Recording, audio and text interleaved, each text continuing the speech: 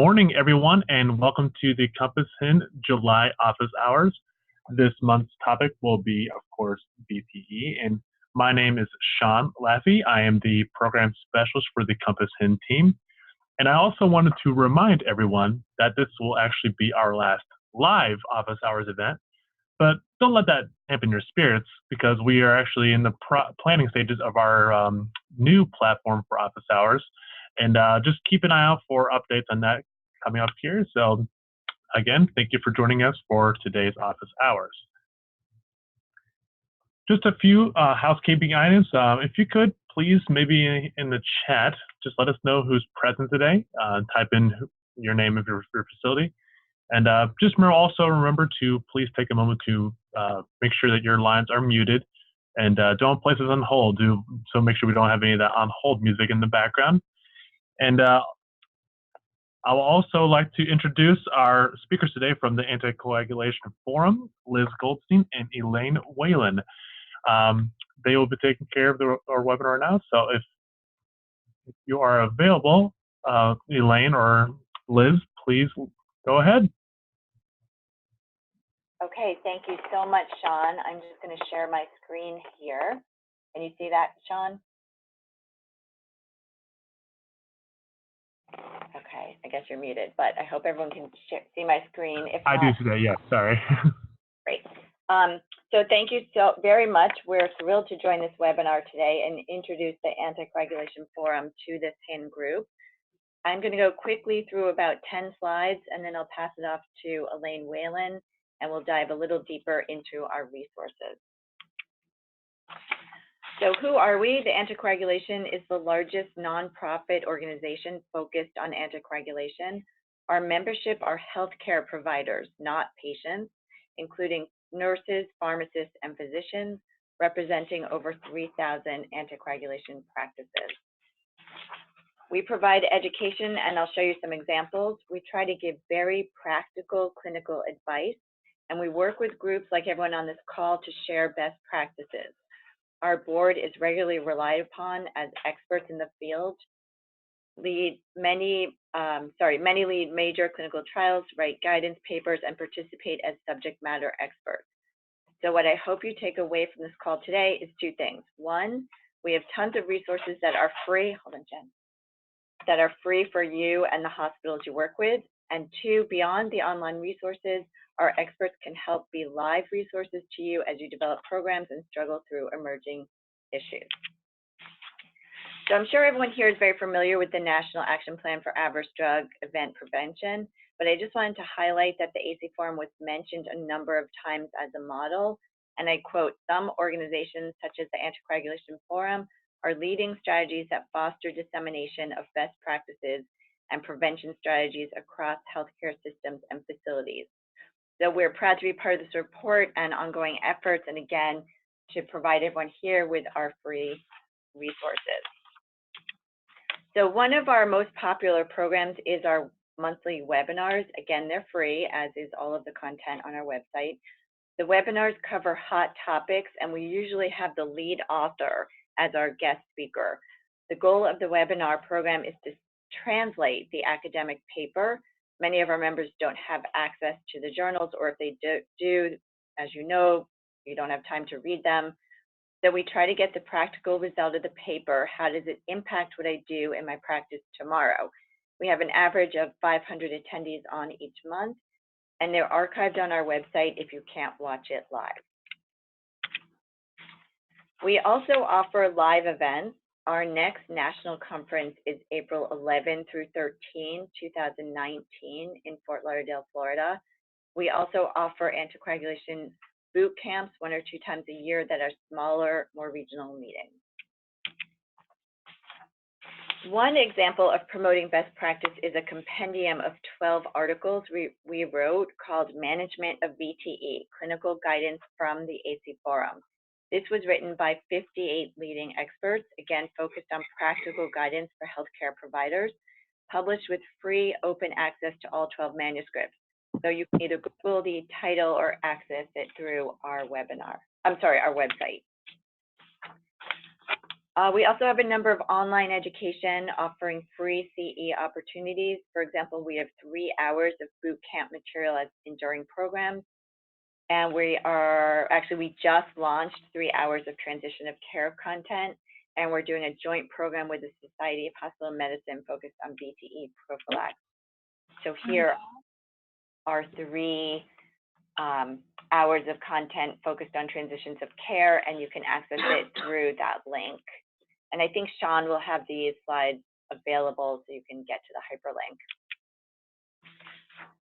We have a video series called Etc. Talks, Excellence in Thrombosis Care, and these are videos by leading experts, again, free to view on our website, acforum.org. And lastly, before I hand it over to Elaine, I want to highlight that we have created clinical order sets that institutions can use to improve the decision-making and workflow process, to improve patient outcomes and reduce adverse events. We provide a PDF version. Here is a picture of it. We'll actually show it live to you in about a minute. And then institutions can then integrate our pathway into their EMR system. And so with that, I will pass it off to Elaine Whalen. Hi, everyone. Thank you for joining. I'm going to talk briefly about a cornerstone program from Centers of Excellence from AC Forum called the Anticoagulation Centers of Excellence. And this is about 5.5 years old. It was started with what we thought was a need to bring together a place where you could find a lot of resources that were sort of disparate and out there on the internet, but not really available to everybody in one place. And we also decided that part of this could be a quality improvement measure, which is an assessment that a practice can take and get designated with a recognition of becoming a center of excellence. So over the period of the last 5 years, we've had about 120 practices that have taken the assessment and received this recognition. The assessment is available to download as a PDF or view online. The resource library is another big part of this project, and it is actually very dynamic and organized really by disease state pretty intuitively. It has a really great search engine. And when you launch the actual website, you will see the most popular resources and then be able to look under all of the window shades on the left for specific things. I think we'd actually like to demonstrate for you how to sort of see what this looks like. So this is actually, we're looking at a live view of Centers of Excellence. And so when you go onto the site, this is what you'll see. There's an intro video, there's a little bit about us, there's a webinar that we gave some time ago that explains it. And then if you click on the actual resource center, you'll see the most popular resources over probably the last 10 days or so listed below. And then on the left, you can actually go to a specific category that's interesting to you. So for instance, VTE, maybe we would look and see how things are broken out. So we have treatment and prevention, examples of excellence, risk calculators. It's sort of a funnel approach. It's from the most broad to the most specific. Another thing I just want to point out is at the very bottom, we have this clinical pearls section. And this is designed to be very specific information presented in sort of a case analysis with a question and then an answer. And then the answer has evidence behind it. So for instance, this first one, it shows you specifically what resources you would use to answer that question. We think that this is a really good approach that brings sort of the question to a more finite answer with good evidence.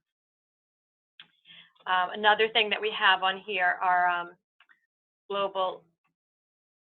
What do you want me to show?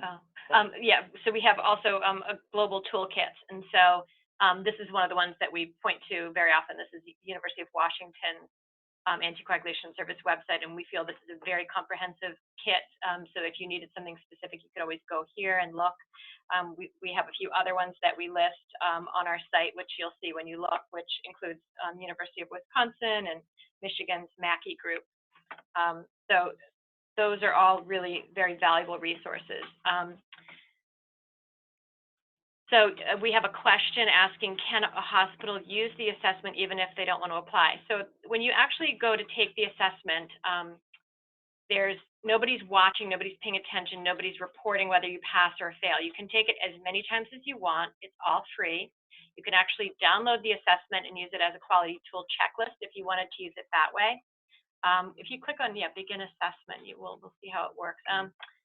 You know what? Go back to go back one, and then I think you can actually see a PDF of the assessment. Click on so I'll just skip around so that you can understand how it works. But basically, you can try it as many times as you want. If you take the assessment and you fail, there's no really downside to doing that other than you now know which resources you probably need to refer to bring your hospital up to speed on those particular things. If you pass, what's going to happen is you're going to get an email from us congratulating you. You're going to get a media kit with logos and a press release and some marketing materials, and then you're going to get a certificate mailed to you that is frameable, and most people put it up in their practice and on their wall. As I mentioned earlier, there are 3 tracks you can practice. You can pass the assessment as an inpatient facility, or as an outpatient facility, or as a combination. And so the questions in the assessment will be specific to you depending on which of those tracks you choose.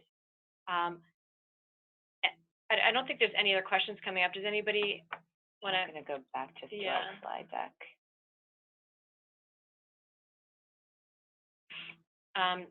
So that's basically sort of a summary of the Centers of Excellence. We encourage everybody to go online and look at the resource database, which anyone can use. The goal with the database is to have smaller facilities be able to see things that are done by larger facilities, maybe use them as a jumping off point to create their own tools, order sets, and so forth. And there is a multidisciplinary group of 10 that look at the resource database on a quarterly basis and review and update anything on there that needs to be refreshed. In addition, they look for new categories of things that need expansion. And that group is a really dedicated, hardworking group that we appreciate their work. And that's really a summary of Centers of Excellence. If there's any questions, folks can get in touch with us via Sean, I'm sure. Thank you for your attention.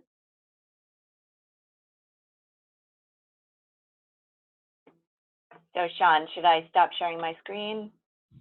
Yes, I will go back over to sharing my screen. Okay, great. So thank you again for the opportunity to share our resources and share a little bit about AC Forum. Our emails and websites are on the slide deck, so please feel free to reach out to us. We're happy to support all of the great work the HINs are doing.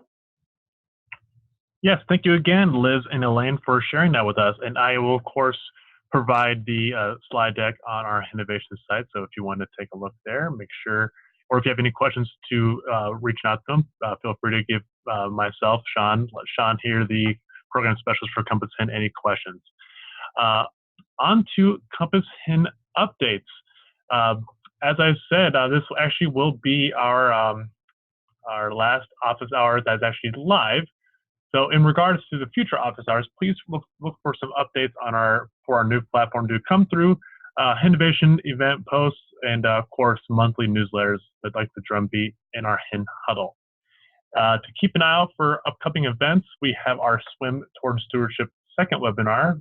Will be coming up here on Wednesday, August 15th. The day afterwards, we have our third Candor Training Series event, resolution. It'll be on the 16th, as I said. Detect Falls second webinar will be on Tuesday, August 21st. And of course, especially make sure to have in your calendar the September HIN Learning Community, which will be covering palliative and end-of-life care, will be held on Tuesday, September 25th. And with that, we will come to a close. If there's any questions, please let us know. And again, thank you very much for attending our office hours event today. And again, a big thank you to Liz Goldstein and Elaine Whalen from the Anticoagulation Forum. Have a good day, everyone. Bye, thank you.